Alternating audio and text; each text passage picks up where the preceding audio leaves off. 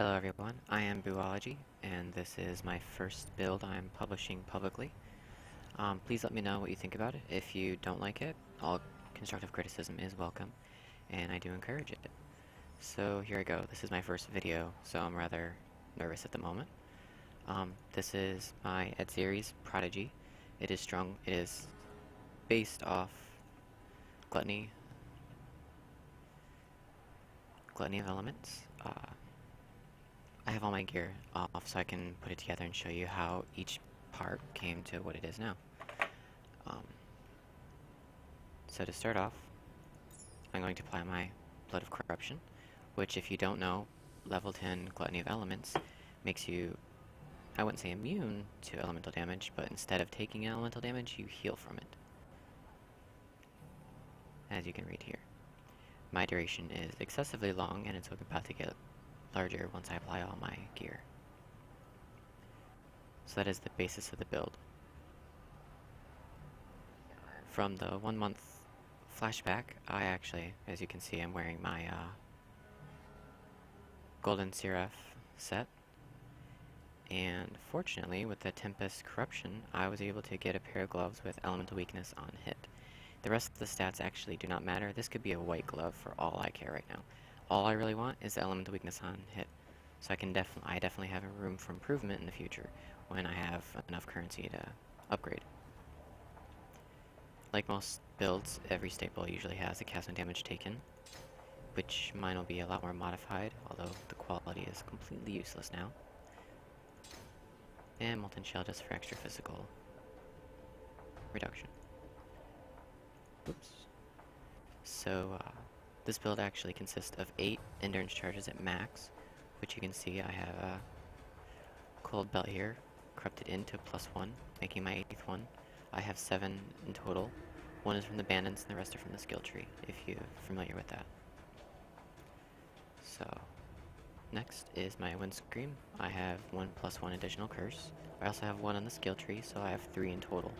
1 automatically applies on hit, which is Elemental Weakness. As of right now, I'm using Flame Golem. I am not wanting to put on cast on damage taken at the moment, but this build is all about how fast you can do things, and the less I have to cast things, the better. I will try to go for 2020, if not higher. The idea is for it to live, and the more damage, the higher level, the more damage I'm allowed to do. Next is my helmet. I'm doing spell damage if you haven't caught that yet, and you'll see all that in a moment. On a budget, this is probably a lot of damage I could get for a unique helmet. Originally, I was only going to use this helmet for blood magic and the increased spell damage, lightning damage. However, I still spec'd into the blood magic node and mortal conviction for the additional health because I'm not truly immortal by physical damage, only elemental. From there, I'm using Herald of Thunder with Curse on hit, Warlord's Mark, so I can gain my endurance charges, and also allows me to leech, which isn't necessary. I leech in other means, but it always helps. But its sole purpose is to gain endurance charges. I also have Frostbite, and that will be explained through Brotherhood in a moment, one of my rings. The point here, well, of course, is to deal more damage by cold damage and a better chance to freeze them, with my belt giving me 10% and Herald of Thunder Frostbite giving me another 12. I have a lot better chance at freezing my target, which is very, very, very important. Next, of course, is my Tabula right now, +1 to sockets. There are a few different chests that would be a lot better in this situation, but I don't have 20 exalts right now to buy a 6-link chest of the version I need, plus the colors would be rather difficult to acquire. I am not rich, and this is quite on a budget, but it took me weeks to gather all this together, considering I have 13 at series reigns. So, my choice of damage application is Arc, since I'm using a very heavy costing spell with all my support gems. Life Leech I found very important. I tried running without it. It's very hard to sustain damage and heal and whatnot, so I'm currently using Life Leech against my will. Culling Strike is always a personal favorite of mine. You literally only have to deal 90% of the damage before they die. It increases my cast speed and increases damage in general, which I like. Cold damage for a better chance of freezing. I do need to quality it. I am on a budget at the moment, as I said. Spell Echo, I feel that says enough. And Hypothermia does 34% more damage to shield, more. It multiplies. I like to put my ring on. Call of the Brotherhood. It converts 50% of my damage, my lightning damage to cold, allowing me to freeze/shatter. The point is to shatter more than anything. And by shattering them, I get a 100% chance to shock. So I automatically, as long as I freeze something and shatter it, I will get Herald of Thunder hands down. I don't need any shock chance, it's handed to me.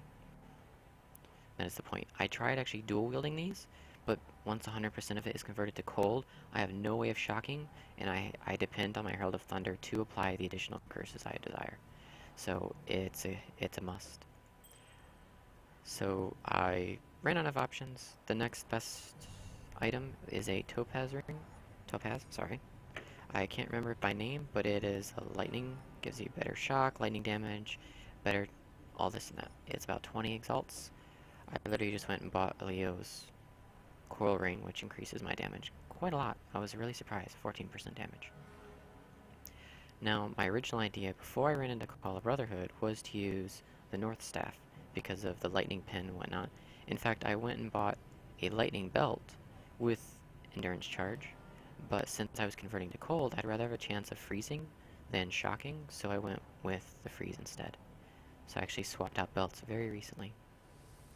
Instead of using the staff, which has no cast speed on it at all, I took my Apeps with max cast speed on both of them, which I like that a lot. And the cast speed is very good for me, especially since I don't have any cast speed nodes. It allows me to hit very frequently, very hard. The chaos is always appreciated. The spells. The mana cost, the additional mana cost is irrelevant since I heal rapidly and I am life-based. And I have very few aura mana reserve, as you can tell. Now, the very interesting and additional part is Righteous Fire, which is not activated until much later time. I would like to put it into a +1 level Windscreen, but I don't have that right now. That's 10x. I will be aiming towards that in the future, so I can go higher levels of Righteous Fire.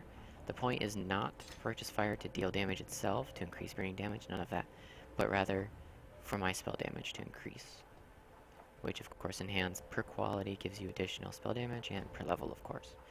I do not have level 3 or level 4 enhance and empower for that matter, or level 20/23 Righteous Fire, so there's always room for improvement. The more you can throw at it, the better this build can be, and there are many variations that people can do, so this will be very fun. I chose Flame Dash. I do need to be able to scale past walls and whatnot very frequently. It's all about timing. It's very, very important to get through time. Time is of the essence. Don't mind that sitting there. So I have increased AoE on my Herald of Ice, just have a better chance of shattering, because shattering and freezing is very goal-oriented for this build. Now with nothing on my DPS, it's rather lousy. I have no damage on my skill tree, and I'm about to show that right now. This is very specific. This is the only jewel that I can corrupt and have an implicit mod added to it. Everything else is created through corruption. And I took right into assumption that there's no better implicit mod I could use than immunity to silence. If I'm silenced, it's game over. I can no longer arc. I can no longer continue on until it expires, which is more time on Gluttony. Reducing mana cost is, I mean, it's appreciated, but unnecessary. Skill duration, of course, that's what this build is about. And mana reserve does help, less chance of dying, because my mana reserve is my life. Sacrificial Harvest, very low roll, but the fact that I have one is very useful. I still have 1/5 the chance of getting an additional soul. Now, this is where it perfectly works in with Brotherhood. I shatter. Shattering gives me an 80% chance of getting another soul.